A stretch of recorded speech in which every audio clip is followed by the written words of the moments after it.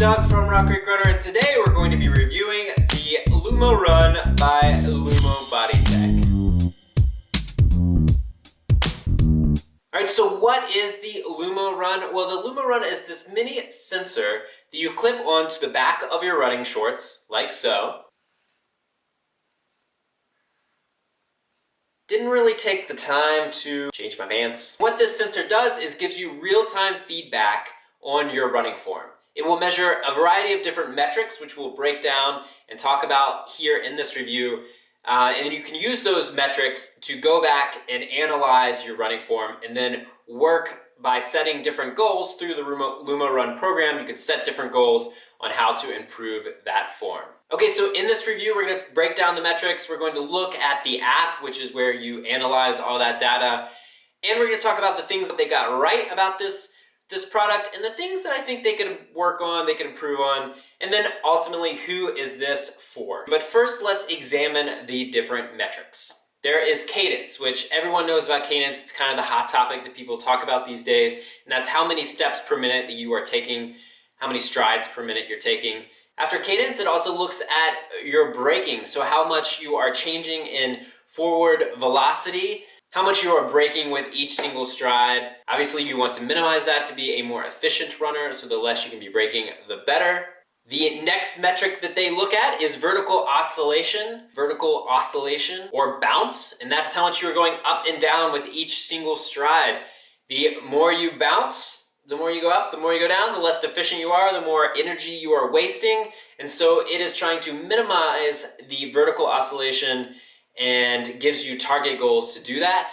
And the final metric that Lumo measures is your pelvic rotation. Got me side to side. How much you're going side to side, and then pelvic drop. So how much are you dropping each hip with each stride.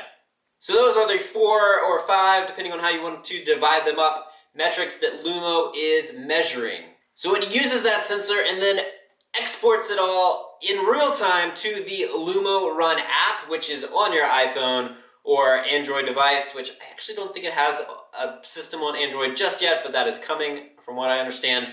All right, so let's take a second now to actually look at the app, see what it looks like. Okay, so this is a look inside the app itself. This was a run that I did a few weeks ago. As you can see, the distance and the pace come up along with the route. Then it breaks down your mile paces here, your mile splits. And then you can leave any sort of notes about whether it was a trail run or a road run. This was the goal. I had a goal cadence of 177. This is what it set for me for the run. And I didn't hit it. I only hit 173 for that run. And then afterwards, it gave me the shuffle squats as my recommended exercise. And so I can always go back to that and it will give me the recommended exercise. It'll tell me why. And then it'll actually play a video. If I click this show me, it will play a video of how to do the exercise, which is pretty cool. So it walks you through that. Further down, you will see all the different metrics that it measured. So cadence, my bounce was 4.05 inches. So you can see I'm in the yellow, I'm in the orange there. You know, I'm doing all right, but I definitely have room for improvement. My braking, I'm in the green, so I'm good there. My drop, I'm good there. But my hip rotation, ooh, that one is not very good. It is in the red for that run. So that is what it puts out for every single one of these runs. You can look then and explore each one a little bit more. You can see your cadence for each mile. You can see different exercises on how to improve it.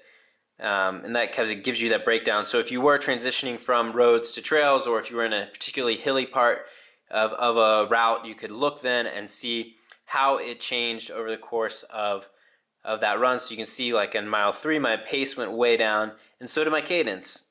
Same with everything else. It breaks it down by mile so you can see everything you want to do, and then gives you more exercises and tools and ways for you to improve it. And now I want to talk about what they got right, what I really like about the Lumo Run, and then maybe a few areas that they could improve upon, or some things that I would like to see changed in the next edition, or some software updates, that kind of thing.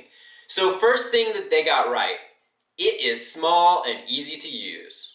I mean, just look at this thing. It's tiny. And what I love about the Lumo Run sensor is how small it is, and how all you have to do is just clip it on to the back of your shorts. The second thing I love is that it gives real-time quantitative data. And then it has all this information that you can then process once the run is over. You can compare how you're doing versus on other runs. You can look at how you're doing on different surfaces, at different paces, at different, on different trains, on race day or training days, easy days.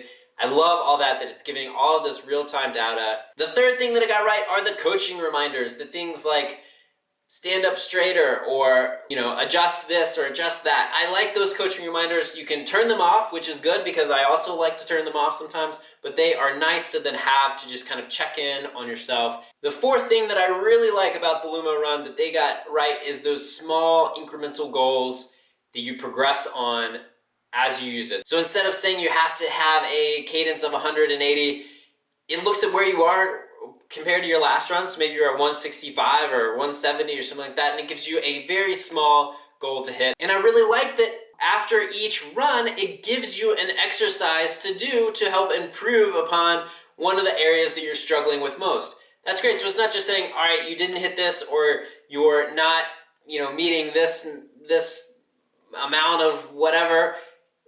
It's not just saying you're failing. It's saying, all right, here's where you need to improve, and then here are the steps or a drill or an exercise that you can do that will help you actually do that. All right, so a few things that I don't necessarily like all that much or that I wish that they would improve upon. The first one is a big one for Rock Creek Runner for sure, and that is that it doesn't take terrain into account. So if you are running on a technical trail, then it doesn't know that you're doing a trail versus a road. The metrics will be the same. When you're on those rocks and those roots and you're hopping over stuff, you're gonna bounce more, you're gonna brake more if you're going down a steep hill. Your cadence may be very inconsistent. Your hips might be rotating quite a bit. Side to side. Then that's not to say that while you're on the trail, you shouldn't be working towards that optimal point, but it would be nice if it took that into consideration. So I asked them about it. And they said they are working on that sort of software. They are working on a way to adjust for hills and for terrain. So that is awesome. And as they pointed out, it is really nice to have that information on the trail versus on the road so that you can see and you can kind of compare what you're doing as the terrain adjusts. All right, so the second area that I think that they could improve upon is that a phone is required for it to function properly. It says that a phone is not required, that you can take the sensor out without the phone and it will still record the metric data, the data for your metrics, but it's not going to do the GPS, it's not going to have your pace, it's not going to have all that kind of stuff. So you're only getting about half of what you really want to have for the run. I don't know how they would fix this unless it was its own GPS, but anyway, for someone who already wears a GPS to then also have to carry my phone and then to put the sensor on, we're just adding a lot of stuff, even though I do carry my phone for pictures anytime.